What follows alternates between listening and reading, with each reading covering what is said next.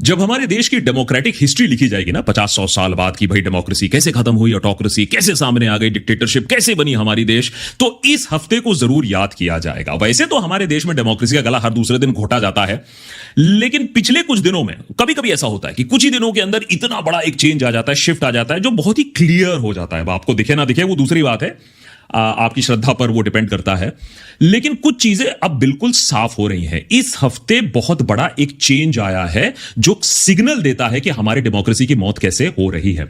हुआ यूं कि सोनम वांगचुक को, अगर आपने पहला एपिसोड नहीं देखा तो देख लीजिएगा, किस तरीके से 6 साल से पीसफुल डिमांड चल रही थी लद्दाख में, किस तरीके से स्टेटहुड की मांग चल रही थी, किस तरीके से 6th शेड्यूल क्या होता है उसमें इंक्लूजन की जो मांग चल रही थी, वगैरह वगैरह, और कैसे सरकार ने 6 साल से उनको नकारा था। लेकिन अब जाकर वहां के जो प्रोटेस्टर्स हैं वो आगजनी में इन्वॉल्व हो गए, बीजेपी का दफ्तर जला दिया। शायद ये बहुत इंपॉर्टेंट फैक्ट है कि सरकार को बहुत ज्यादा खतरा लगने लगा। तो फिर जब जवाबी फायरिंग हुई, और वो भी पैरों पर फायरिंग नहीं हुई, सीधे सर पर और चेस्ट पर फायरिंग हुई, तो 4 लोगों की मौतें हुई, जिनमें एक तो फॉर्मर आर्मी पर्सन था, 50 लोग घायल हुए। सरकार ने इस सब का जिम्मा सीधे सोनम वांगचुक पर फोड़ दिया कि भैया सोनम वांगचुक बाहर से फंडिंग ले रहे हैं, बाहर से इंस्ट्रक्शन ले रहे हैं, पाकिस्तानी CIA, अर्बन नक्सल सब कुछ है सोनम वांगचुक। बात आज के एपिसोड सोनम वांगचुक पर नहीं है, बात है कि सरकार क्या संकेत देना चाहती है। क्योंकि जिस बर्बरता से सरकार ने क्रैकडाउन किया है, जिस इंटेंसिटी से सरकार ने क्रैकडाउन किया है, वो दिखाता है कि कोई ना कोई तो काफी डरा हुआ है। सोनम वांगचुक को अगर डिटेन भी किया होता, चलिए ठीक है, वायलेंस हुआ है, हम उनको डिटेन कर रहे हैं तो ठीक है, लेकिन कुख्यात ड्रेडेड NSA के अंडर, जिसमें बेसिकली टेररिस्ट, बेसिकली एक्सट्रीमिस्ट्स और गैंगस्टर्स को जो अरेस्ट किया जाता है, जो देश में नेशनल सिक्योरिटी के खिलाफ काम कर रहे हैं। अब सोनम वांगचुक क्या देश के खिलाफ काम कर रहे थे? देश के खिलाफ नारा लगाया था, नेशनल सिक्योरिटी के खिलाफ वो है। माने अगर सोनम वांगचुक अगर ये है तो आप और हम तो कुछ भी नहीं है। अगर Sonam Wangchuk is a person जिसको आप NSA के अंडर आप अरेस्ट कर सकते हो, और इसीलिए मैं कहता हूं कि काफी क्लियर संकेत आ रहे हैं सरकार की तरफ से कि किस तरफ हमारा देश जा रहा है आज के एपिसोड में। लेकिन अगर आपको बुरा लगे तो उसके लिए मैं पहले ही माफी चाहूंगा, लेकिन आपकी हमारी जो प्रतिक्रिया है उसके बारे में भी बात करना जरूरी है। कोर्ट की प्रतिक्रिया या ना रहने वाली प्रतिक्रिया, उस पर बात करना जरूरी है, और विपक्ष किस तरीके से बिल्कुल लाचार बेबस है उसके बारे में भी बात करना काफी जरूरी है। क्योंकि ये एक पर्सन की बात नहीं है, एक पार्टी की बात नहीं है, ये हमारे देश की बात है, हमारे देश की डेमोक्रेसी की बात है। इसीलिए यूजुअली मैंने कभी यह बात नहीं कही है, लेकिन आज का एपिसोड अगर थोड़ा टाइम निकाल कर देख पाओ तो अच्छी बात है, क्योंकि थोड़ा क्रोनोलॉजी समझना बहुत जरूरी हो गया, क्योंकि क्रोनोलॉजी अब बहुत साफ हो चुकी है, हमारे सामने आ चुकी है देशभक्त के एपिसोड में। इसीलिए आज 8 सवाल मैं आपसे आपके सामने रखना चाहता हूं। सवाल नंबर 1, ऐसी कौन सी एलिगेशन है जिसकी वजह से FCRA लाइसेंस कैंसिल कर दिया गया है? क्या क्या कांड किए हैं? शॉकिंग एलिगेशंस क्या है सरकार के? मैं बता रहा हूं, जब मैं एलिगेशंस आपको बताऊंगा आपके भी सर्किट उड़ जाएंगे। बहुत शॉकिंग एलिगेशंस है। दूसरा, NSA क्यों लगाया? आप डिटेन कर सकते थे, अरेस्ट कर सकते थे। क्या मैसेज देना चाहती है सरकार NSA लगाकर सोनम वांगचुक के ऊपर? उसके बारे में भी बात करना जरूरी है। और यह लद्दाख के लिए बैकफायर क्यों कर सकता है, डेमोक्रेसी के लिए बैकफायर क्यों कर सकता है, यह समझना काफी जरूरी है। सो मैसेज तो एक सरकार दे ही रही है, लेकिन जो चौथा सवाल है मेरे जहन में, और वो है कि क्या हमारा देश अब कांग्रेस मुक्त से विपक्ष मुक्त और प्रोटेस्ट मुक्त होने वाला है? क्योंकि सरकार ने कांग्रेस मुक्त भारत से बात शुरू की थी, लेकिन अगर आप आंकड़े देखें, डेटा देखें, तो हम तो विपक्ष मुक्त, प्रोटेस्ट मुक्त भारत बन रहे हैं। पिछले 11 साल में ऐसा कौन सा पीसफुल प्रोटेस्ट हुआ है जो सरकार ने कहा है हां ये प्रोटेस्ट अच्छा है, इंटरनल है, बाहर से नहीं आया है, फॉरेन फंडेड नहीं है? वो समझने की जरूरत है।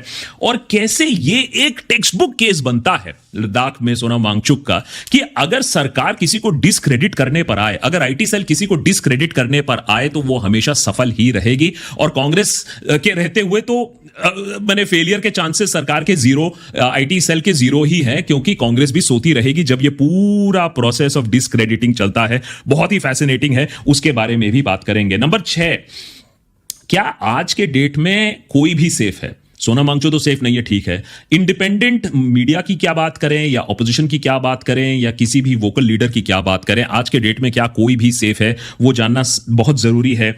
और एक सवाल जो हमें भी पूछा गया है कि किसी पार्टी हेतु अगर आप काम ना कर रहे हो, क्या इंडिपेंडेंटली स्टैंड करके, विदाउट अ पार्टी स्टैंड, क्या आप डेमोक्रेसी के लिए, डेमोक्रेसी कॉन्स्टिट्यूशन के लिए बात कर सकते हो, या आपको किसी पार्टी से लिंक्ड होना होगा? वो समझना जरूरी है। एंड फाइनली, क्या आप एक्सेप्ट करोगे? आज का एपिसोड सिर्फ इसलिए है आपको यह बात कहीं ना कहीं तो माननी पड़ेगी कि भैया सबकी बहुत बुरी तरीके से लगने वाली है। मैं ये नहीं कह रहा हूं कि कुछ करो उसके बारे में, लेकिन क्या आप मानने वाले हो कि कितनी बुरी तरीके से हमारी लगी पड़ी हुई है, या आप भी बोलोगे सब चंगा सी है? क्योंकि मुझे तो इंपैक्ट नहीं पड़ा है। यूजुअली लोग यही कहते हैं, फाइनेंस मिनिस्टर से लेकर नॉर्मल इंसान, कि अगर मैं प्याज ना खाऊं, अगर मेरे ऊपर डंडा नहीं पड़ा है, अगर मुझे दिक्कत नहीं हुई है, तो सब चंगा सी है। क्या ऐसा है? क्या ऐसा सोचना सही है कि नहीं है?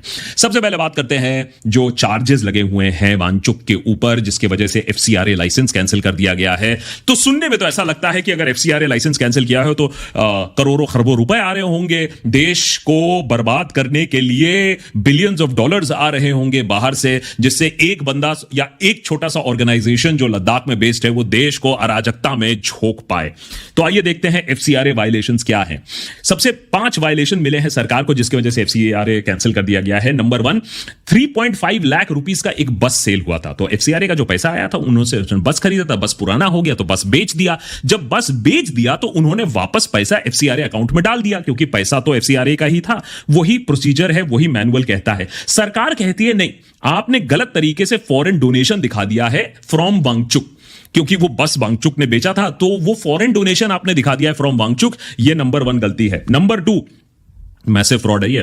54,600 नहीं, करोड़ नहीं, ओनली 54,600 रुपीज वॉलंटियर ने फी पे किया था 18,200 रुपीज का। उसको एक्सीडेंटली एफसीआरए अकाउंट में वो चले गया था। तो वो लोकल अकाउंट होना था, लेकिन वो एफसीआरए अकाउंट में चले गया। जो एनजीओ है सेक्मॉल, उसने ये माना भी मेरी गलती है, लेकिन सरकार ने कहा कि ये देखो इसी तरीके से आप फ्रॉड कर रहे हो, तो ये दूसरी गलती पाई। तीसरी गलती तो उससे भी बड़ी, 19,600 करोड़ नहीं, 19,600 ओनली।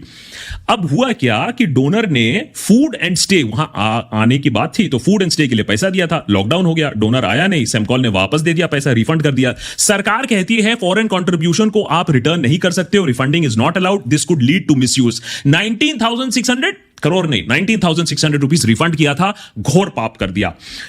और 79,200 रुपीज का फूड फीस, बताइए कितना बड़ा स्कैम है, जो कि directly stipend and salaries of staff से लिया गया था। बुक्स में रिकॉर्ड भी किया गया था, लेकिन नेवर शोड इन एफसीआरए अकाउंट था। तो गवर्नमेंट ने कहा कि यहां आप धांधली कर रहे हो। लेकिन नंबर 5 जो है वो तो सबसे ज्यादा शॉकिंग है। तो जिस तरीके से देश में अराजकता फैल रही है, आप समझ लीजिए। 4.9 लाख रुपीज भाई स्वीडन से आया। इतनी भारी रकम आई है, 4.9 लाख रुपीज स्वीडन से आया। क्यों आया? डोनर ने पैसा दिया था for workshops on youth migration, organic farming and food security and sovereignty. Food security and sovereignty, सरकार ने बोला देखिए देश की सॉवरेनिटी के खिलाफ आप काम कर रहे हो। मिनिस्ट्री ने कहा कि दिस इज अ वायलेशन, क्योंकि foreign contribution can not be accepted for the study on sovereignty of the nation. जिनको मालूम नहीं है तो उनके लिए मैं डेफिनेशन भी दे देता हूं कि फूड सॉवरेनिटी क्या होता है। Food sovereignty is emphasising the right of the people to define their own food and agricultural systems, prioritise local control and sustainable practices, ensure healthy culturally appropriate food production that challenges corporate domination and empowers community. Food sovereignty को हमारी सरकार ने sovereignty of India के ऊपर study बताकर FCRA licence cancel कर दिया। मेरा अकाउंटेंट भी यही कहता है कि मैं कहता हूं यार हमने तो एक भी पैसा इधर से नहीं लिया, हमारे तो सारे ट्रांजैक्शन मैप्ड हैं, तो मैं तो सेफ हूं। तो अकाउंटेंट हंस रहा था, कह रहा था कि बेटा सरकार अगर चाहे तो कुछ भी तुम्हारे अगेंस्ट निकाल सकती है, खोल सकती है। ये उसका सिटिंग एग्जांपल है कि आपके पेपर्स जितने भी अच्छे हो, आप जितना भी अच्छा काम करना चाहो, अगर सरकार आपकी बैंड बजानी चाहे तो बजा देगी। तो याद रखिए ये होता है दाम सरकार के खिलाफ बोलने का, जबकि एक टाइम पर आप सरकार के प्रिय भी रह चुके हो। नंबर 2, एनएसए क्यों लगाया? चलिए ठीक है, मान लिया सोनम वांगचुक के ने प्रोटेस्ट ऑर्गेनाइज कराया था, वो वायलेंट हो गया, सरकार नाखुश है, अरेस्ट कर लो। एनएसए क्यों लगाया और किस पर लगाया ये देख लो। और इसीलिए मैं बोलता हूं कि इसके बाद, आज के बाद कोई भी सेफ नहीं है। जिस बंदे ने मोदी की वाहवाही की आर्टिकल 370 हटने के बाद, उसी दिन one of the first people in the area जिसने बोला बहुत अच्छा कदम है, 370 हट गया, हम यूनियन टेरिटरी बन गए, उनको लगा उनको और राइट्स मिलने वाले हैं। आज उसी बंदे को एक टेररिस्ट तरीके से ट्रीट कर रही है सरकार की आईटी सेल। वांगचुक श्रीनगर में पढ़े थे, जो आज श्रीनगर में एनआईटी है, जो इवेंचुअली एनआईटी बनी। सेमकॉल का 1988 में सेमकॉल उन्होंने फाउंड किया था। Students educational and cultural movement of Ladakh, क्या क्या काम किया है। इनोवेटिव आइस स्तूपास बनाने का जो प्रोजेक्ट है, जो वाटर स्केर्सिटी से डील करने के लिए। सोलर पावर टेंट्स बनाए हैं आर्मी के लिए, जिससे वो जो करकराती हुई सर्दी है उससे आर्मी बच पाए। और फुंगसुक वांगडू का जो कैरेक्टर है थ्री इडियट्स में, उसको तो इंस्पायर किया ही था। 2018 में मैग्सेसे अवार्ड भी उन्हें मिला था। तो in terms of a peaceful, progressive, pro India, pro army figure, आपको फुंसुक नहीं, सोनम वांगचुक से ज्यादा और कोई मिल नहीं सकता है। लेकिन आज उन्हें एनएसए के तहत डाल दिया गया है। वो एनएसए जो रेडिकल प्रीचर्स, गैंगस्टर्स, टेररिस्ट के खिलाफ लगाया जाता है, वो आज सोनम वांगचुक पर लगा दिया है। इस बात से मेरे ख्याल से सोनम वांगचुक भी काफी सरप्राइज होंगे, क्योंकि उन्होंने सोचा था उनके ऊपर ईडी इन्वेस्टिगेशन होगा, लेकिन सरकार ने कहा छोड़ो ईडी, सीधा बड़ा काम अब करते हैं। एनएसए, जैसे मैंने कहा कि नेशनल सिक्योरिटी के मामले में डील होता है। अब आप लद्दाख में जाकर पूछ लीजिए, आपको एक बंदा नहीं मिलेगा जो बोलेगा कि Sonam Wangchuk was a threat to national security. वो नेशन के लिए, देश के लिए काम करते हैं, देश के लिए बात करते हैं। As a matter of fact, हमने एक एपिसोड बनाया था जब सोनम वांगचुक ने मोदी का सपोर्ट करते हुए बोला था हम बॉयकॉट चाइना करेंगे, और हमने ये बोलने की कोशिश की थी कि चाइना को बॉयकॉट करने की जरूरत नहीं है, चाइना को बीट करने की जरूरत है। वैसे में भी बॉयकॉट नहीं कर सकते हो, क्योंकि चाइना से हम इतना सामान इंपोर्ट करते हैं, तो बॉयकॉट दिखाने के लिए ठीक है, लेकिन एक्चुअली हो नहीं पाएगा। और अगर हम बात करें कि किस तरीके से एनएसए को मिसयूज किया गया था, 1980s में लाया गया था, आज के डेट तक भी उसे सरकार कैसे मिसयूज करती है, यह काफी वेल डॉक्यूमेंटेड है अभी तक। उत्तर प्रदेश की अगर हम बात कर लें, डिटेनीज अंडर एनएसए अगर देखिए तो एवरेज में 314 दिन डिटेनीज अंडर एनएसए जेल में बिताते हैं। तो मने 12 महीने तक तो आप सीधे जेल में रहोगे, आपको कोई लीगल फ्रेमवर्क भी बचा नहीं सकता है, क्योंकि सरकार आपको 1 साल तक तो आराम से रख सकती है without too much of a legal hassle. हाँ, मैंने एक कमिटी है जो बैठकर देखेगी, एग्जामिन करेगी, लेकिन वो सरकार के पक्ष में ही यूजुअली डिसीजन ले लेती है। कफील खान की अगर हम बात कर लें, या फिर यूसुफ मलिक, यूपी में एक और केस था, इन सब केसेस में सुप्रीम कोर्ट तक को इंटरवीन करना पड़ा बेल करवाने के लिए। इलाहाबाद हाई कोर्ट ने 120 एनएसए डिटेंशंस में से 94 को आज के डेट में कैंसिल करके रखा है, 2018 और 2020 के बीच में 2 साल में। तो यूएपीए हो, एनएसए हो, क्लियरली ये जो ड्रैकोनियन लॉज हैं, ये लोगों को चुप कराने के लिए अब इस्तेमाल किए जा रहे हैं, जो कि यूजुअली एक एंटी टेरर लॉ की तरह आपको उसको देखना चाहिए। अब इससे होगा कि जो लद्दाख में लोग हैं ना, वो काफी डरे हुए हैं, मैंने शौक में है कि इस तरीके से आप हमें कैसे ट्रीट कर सकते हो। कश्मीर की तरह आप भी लद्दाख के लोगों को और डिस्टेंस कर रहे हो। बॉर्डर रीजन है, पीसफुल लोग हैं, उनको इस तरीके से अगर आप बर्बरता दिखाओगे उनके ऊपर, आपने इंटरनेट भी बंद कर दिया। वैसे में ही हम विश्व गुरु हैं जहां तक इंटरनेट शटडाउन की बात है। अब आपने लद्दाख में भी इंटरनेट बंद कर दिया। 2014 में कितने थे? 84 शटडाउन आई थिंक 2024 में ही थे। तो फिर से विश्व गुरु की तरफ बढ़ रहे हो। लेकिन सबसे इंपॉर्टेंट पॉइंट जो मैं आपको समझाने की कोशिश कर रहा हूं शायद आज के एपिसोड में, वो डेटा से थोड़ा सा परे है, थोड़ा सा और भी ऊपर है। वो है कि ये जो सरकार का प्लेबुक है किस तरीके से काम करता है। पहले आपने प्रिवेंटिव डिटेंशन कर लिया, उसके बाद आपने क्रिमिनल प्रोसीडिंग्स आपने चालू कर दिया, उसके बाद आपने वहां डिजिटल ब्लैकआउट कर दिया, और उसके बाद आपने जो प्रोसेस ऑफ डिस्क्रेडिटिंग है, और इस पर मैं थोड़ा सा फोकस करना चाहूंगा कि सरकार कैसे किसी को भी आज के डेट में डिस्क्रेडिट कर सकती है। सोनम वांगचुक को अगर डिस्क्रेडिट किया जा सकता है, आप और हम तो कोई भी चीज नहीं है। और ये बहुत इंपॉर्टेंट है समझने के लिए, ये क्रोनोलॉजी समझने के लिए। कांग्रेस मुक्त भारत करते करते देखिए हमें आज देश में कैसे प्रोटेस्ट को डिस्क्रेडिट कर दिया गया। मैं छोटा सा ऐसी लिस्ट बना रहा था। सरकार के अकॉर्डिंग मेरे ख्याल से हमारे देश में कोई प्रोटेस्ट नहीं कर सकता है। मे बी सरकार इस फिलॉसफी से आती है कि सिर्फ चिट्ठियां लिखे जाए, किसी को मर्सी पिटीशन लिखी जाए, क्योंकि अगर फार्मर प्रोटेस्ट करता है तो वो खालिस्तानी सपोर्टेड होता है, अगर स्टूडेंट को प्रोटेस्ट वो करता है तो वो अर्बन नक्सल होता है, मे बी चाइना उसे सपोर्ट कर रहा है, अगर इंडिपेंडेंट मीडिया कुछ बोल दे, कुछ सवाल कर दे, तो फिर वो सीआईए एजेंट्स बन जाते हैं, अगर रीजनल पार्टीज कुछ बोल दे तो वो एंटी इंडिया फोर्सेस बन जाते हैं, अगर जॉब सीकर्स उत्तराखंड में बोलते हैं कि भैया नोट चोर गद्दी छोड़, तो फिर वो नेपाल के जेन जी से इन्फ्लुएंस हो जाते हैं, अगर सीएए प्रोटेस्ट होता है तो गजवाए हिंद होने वाला होता है, और अगर E20 पेट्रोल जैसी चीज पर भी कोई आवाज उठा दे तो वो ऑयल लॉबी से पैसा लेकर सरकार के खिलाफ बोल रहा होता है। ये नितिन गडकरी जी की वाणी है, उनका ये मानना है। तो देखिए किस तरीके से हमारे देश में अब पीसफुल प्रोटेस्ट नहीं हो सकता है, क्योंकि अगर आप प्रोटेस्ट करोगे तो कहीं ना कोई आपको फंड करता है। You will be completely jacked. ये बात आपको मानना पड़ेगा कि हमारे देश में अब प्रोटेस्ट खत्म हो चुका है। और अगर आप प्रोटेस्ट करोगे तो देखो आपके साथ क्या होगा। This is called the process of discrediting someone. छोटा सा एग्जांपल यहां मैं दे रहा हूं, स्टैंजिंग सेपैंग, आई अपोलोजाइज अगर वो प्रोनाउंसिएशन बिल्कुल ठीक नहीं है, कांग्रेस के काउंसलर, और इनको जिम्मेदार ठहरा दिया आईटी सेल ने और उसके बाद बीजेपी ने कि इन्होंने ही प्रोटेस्ट को लीड किया था। एक फोटो आती है, और जहां तक इन्वेस्टिगेशंस की अगर हम बात करें तो प्रोमिनेंट अकाउंट्स में विजय पटेल, एक पता नहीं ये कोई राइट विंग कंस्पिरेसी थियरिस्ट हैं, उन्होंने सीधा सीधा ट्वीट लिख दिया राहुल गांधी को फोटो में डालते हुए कि ये है राहुल गांधी के साथ स्टेंजिंग सेपैंग, और यही थे लीडर जिन्होंने पूरी जो आगजनी की, जो जहां वो वायलेंस क्रिएट किया। अब इंटरेस्टिंग पॉइंट यह है कि ये विजय पटेल का जो ट्वीट है ये 24 सितंबर को आता है, माने जिस दिन ये सारी वायलेंस होती है उस दिन पूरा इन्वेस्टिगेशन इन्होंने खुद ही कर दिया था। सीबीआई एनआईए की जरूरत नहीं थी, इन्होंने पूरा इन्वेस्टिगेशन कर दिया था, राहुल गांधी के साथ लिंक ड्रॉ कर दिया था, 9/14 पर ट्वीट भी कर दिया था। संबित पात्रा इसी को लेकर बीजेपी का ऑफिशियल प्रेस कॉन्फ्रेंस भी करते हैं, जहां फिर से ये स्टेंजिंग सेपांग का फोटो दिखाकर बोला जाता है कि ये कांग्रेस का किया करा है, बिकॉज बीजेपी वैसे में भी चाइना का नाम तो ले नहीं सकती है, ये चाइना का काम तो हो नहीं सकता है क्योंकि ना वहां कोई आया था ना वहां कोई है। तो फिर बीजेपी ने कहा यह कांग्रेस का किया कराया है।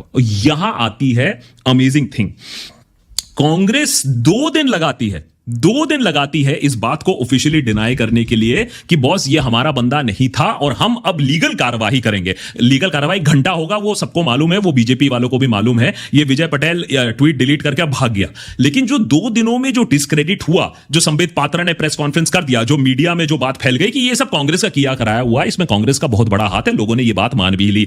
वो बेचारा काउंसलर वहां रोता धोता रह गया कि भैया इसमें मैं तो हूं ही नहीं इस पिक्चर में, लेकिन वो सुनने वाला कोई नहीं था। इस फ्लड में, इस फ्लो में ये सारी चीजें इस तरीके से काम करती हैं, द प्रोसेस ऑफ डिस्क्रेडिटिंग। और आज के डेट में सरकार के खिलाफ कोई भी सवाल उठाएगा, चाहे वो यूट्यूबर हो, चाहे वो सोनम वांगचुक हो, चाहे वो कोई पत्रकार हो, उसको डिस्क्रेडिट किया जाएगा। तो ये बात ध्यान से याद रखिएगा। लास्ट में कुछ 3 पॉइंट्स हैं, छोटे पॉइंट्स हैं, मैं मेंशन करना चाहूंगा। आज के डेट में अगर आप फैक्ट्स की बात करना चाहो, लोग हमसे कहते हैं कि अरे देखो तुम तो बात कर रहे हो, इसका मतलब है डेमोक्रेसी अभी भी जिंदा है, राइट टू फ्रीडम है। हमने कहा चलो भैया तुम्हारी जो मन की वो थी, मंशा थी, उसको भी हम पूरा कर देते हैं। बैठे बैठे कोर्ट का ऑर्डर आता है, यूट्यूब से ऑर्डर आता है कि ये 5 वीडियोस डिलीट कर दो। ये बहुत बड़े जो बिजनेसमैन है, अब मैं नाम नहीं ले सकता हूं क्योंकि केस अंडर कोर्ट है, अभी सब जुडिस है, लेकिन बड़े बड़े पूंजीपति अब आकर जॉन डो ऑर्डर्स रिलीज कर रहे हैं। जॉन डो का मतलब है कि कोर्ट ने कहा है कि ये 10-15 यूट्यूबर्स हैं, इनके यहां से सारे वीडियोस हटा दो जो ये बड़े पूंजीपति चाहते हैं।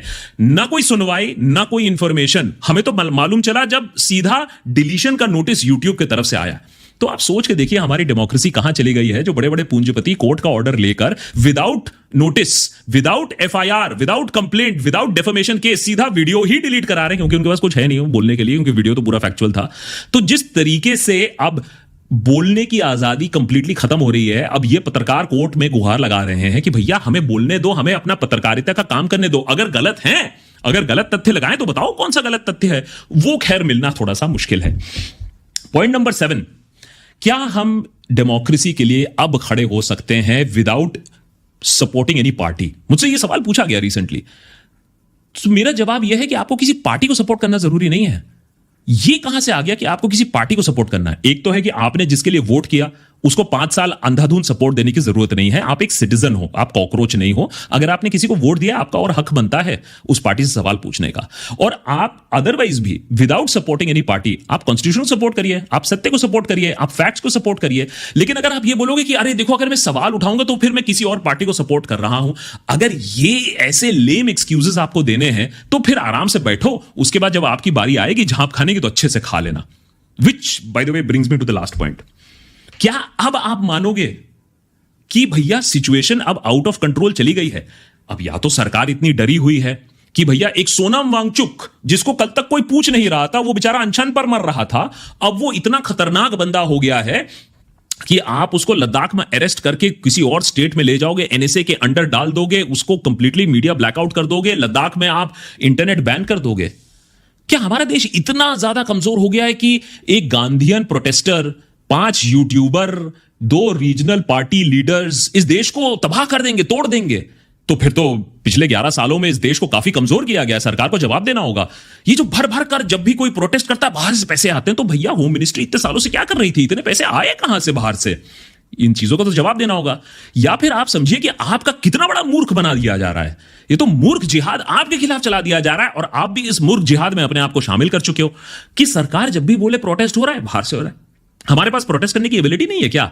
हम इतने ज्यादा वो हो गए हैं, इनकैपेसिटेटेड हो चुके हैं। माने हम वो भारत जिसने अंग्रेजों की ईंट से ईंट बजा के रखी थी, आज वो प्रोटेस्ट नहीं कर सकते।